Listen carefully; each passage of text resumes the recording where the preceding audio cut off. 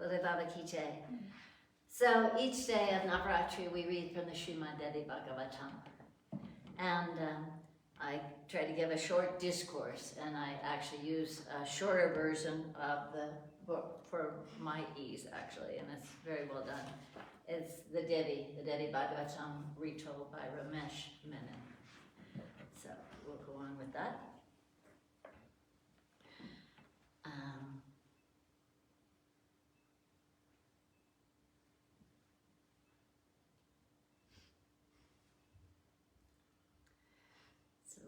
This is a conversation between Narada and Vedavyasa, who has written the Purana, this Srimad Devi Bhagavatam. Brahma said to me, this is Narada telling him, Brahma said to me, only the unattached know the answer to the ultimate mystery. Once when the universe lay dissolved in the primal sea, Narva, Vishnu lay plunged in sleep upon his serpent bed, which floated on those waters. A golden lotus sprouted from his navel, and I, Brahma, was born within it. I saw no land, no sun, moon, or stars, no mountains or anything other than the single ubiquitous sea. And I wondered, who has created me? And who will protect me? And who will destroy me? Whom shall I worship? I asked myself, and heard a voice speak out of the sky. Tapasya is your way. So I sat in tapasya and meditation for 1,000 years in the lotus in which I was born. Then the voice spoke to me again. Create, it said simply.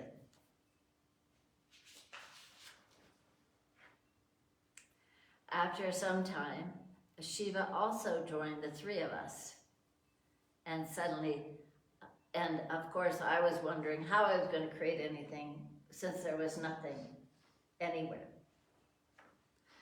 Suddenly, the sky above was lit with a blinding radiance, and we saw the exquisite Divine Mother had appeared within that light.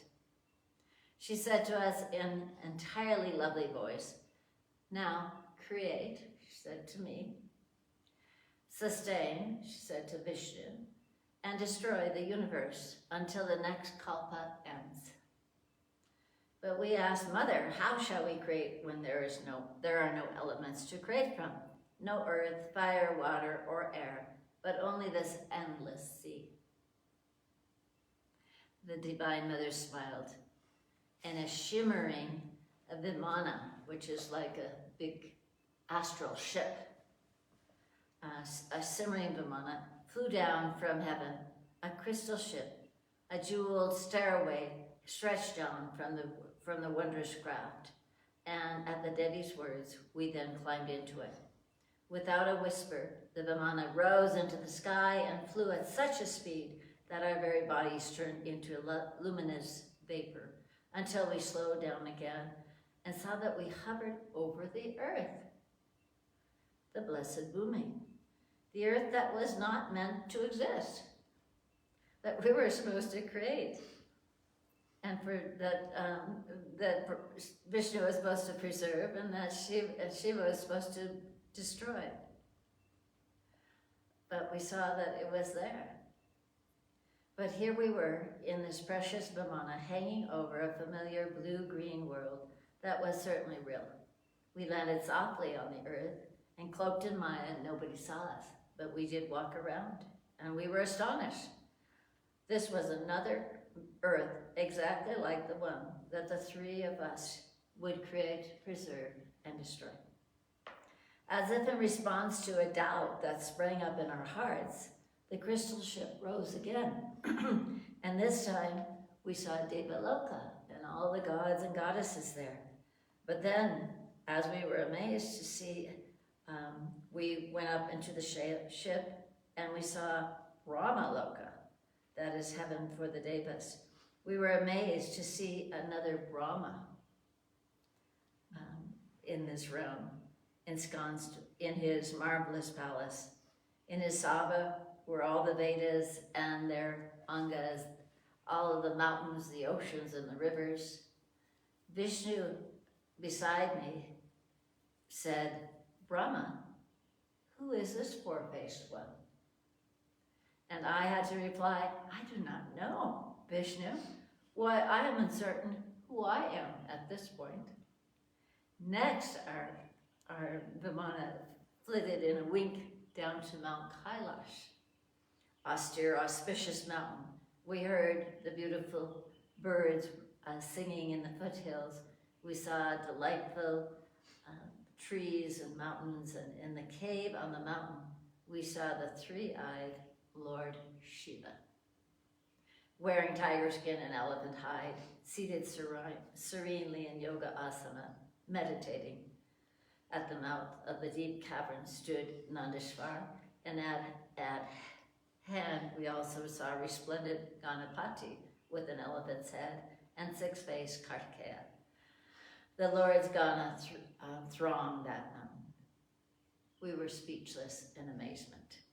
Most of all, our Shiva. The Vimana rose softly from the Kailash, and now we flew in moments to another wondrous aquamarine city. And here, of course, we saw another Vishnu. Four-armed, his skin the hue of the atasi flower, wearing shining, beautiful clothes and a ruby around his neck that shone like lead. We saw the exquisite Lakshmi sitting next to him, and our Vishnu trembled.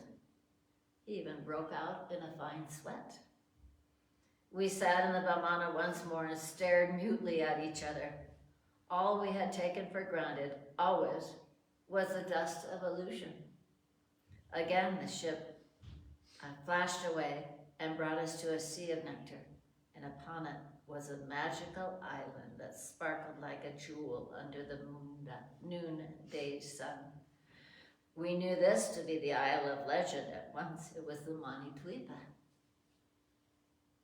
As we alighted, we saw all the beautiful trees and flowers growing everywhere, and we heard the sound of singing, all kinds of sweet birds from all around, and the very air was fragrant with music. A panel on the crystal Vimana slid open, and we descended. When we had wandered a brief way, marveling at the beauty of the ocean island, we were arrested by a dazzling brightness that shone from a glade somewhat ahead. We approached cautiously, and for a moment stood spellbound by the sight that met our eyes. We saw a splendid pavilion, and within that mystic throne that is called Shivakara, whose four legs are Brahma, Vishnu, Shiva, and Dharma, it was brilliant as a rainbow. A glimmering cover lay over it, encrusted with gemstones of incredible radiance. But these paled before she, who reclined languishingly on it.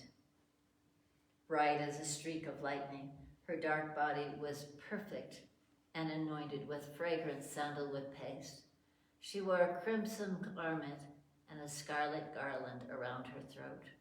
Her eyes were reddish as well, and so entirely enticing that we stood staring at her unabashedly, for we were under her spell.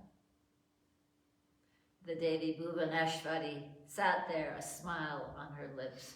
Two of her four hands held a noose and a goad, and the others two were raised in mudras of protection and blessings. We three, Brahma, Vishnu, and Shiva, who create, nourish, and destroy the universe, had never seen or even dreamt of such beauty as hers. Why, we realized that the birds in the blessed place sang the occult mantra Hrim, which belongs to that lady whose skin is the color of the rising sun, in her youth's lush bloom, and who is merciful past understanding. Vishnu, Shiva, and I had never seen the Devi Bhagavati before, and we stood transfixed before her beauty, wondering who she was and what she was called. Even as we gazed at her, suddenly she was transformed. the ineffable young woman stood before us with infinite eyes and infinite limbs. Then Vishnu whispered, "It is the Devi Bhagavati, the mother of all the Mula Prakriti. She is the Satchitananda. Look, the Shaktis and Vibhutis around her. I saw her upon that primordial sea, Akarnava, as I floated on the banyan leaf as a child when the Kalpa began. She sang softly to me. I remember, like a mother to her child. It was the song of the universe. Let us approach her. The mother, she wants us to, else she would not have let us be here." We went nearer, and then the Devi smiled at us. Instantly, we found ourselves transformed. Brahma, Vishnu, and Shiva had become 3 women. We had become our own Shaktis. We were Devi, we were young, and we were so beautiful, and now we were allowed to approach the Devi. Saying Om, we entered the pavilion. From outside, it seemed small enough, but when we stepped in, we realized it was infinite, as was she who sat upon the splendorous throne and shone with the brilliance of 1,000,000 suns. We bowed at her feet and heard her laugh softly. We soon realized why. In her crimson toenails, we saw the universe, and that was just the beginning of all the visions we saw in the Devi's presence. We were lost in wonder for 100 years, for we saw not just this universe, but countless other universes in her toenail. Then we heard the singing, and we began to sing hymns to the Devi as well. And she gave it to us once more, the sacred mantra that she had given to Vishnu when he was lying on the banyan leaf, and from her own lips. Then she gently said, Shakti enlivens the Purusha. You will need your Shaktis before you can begin your universe again. And from her own body, she created the 3 Devis, who are the consorts of Brahma, Vishnu, and Shiva. She came to us herself as Saraswati, Lakshmi, and Durga. And when we saw those 3 goddesses, we felt inspired, and we knew we could begin our universe again. The Devi and her island vanished around us. Just her mantra echoed softly everywhere, like the very air of Manidvipa, and we 3 gods were male again. Saraswati, Lakshmi, and Durga were with us now, and we climbed back into the crystal ship.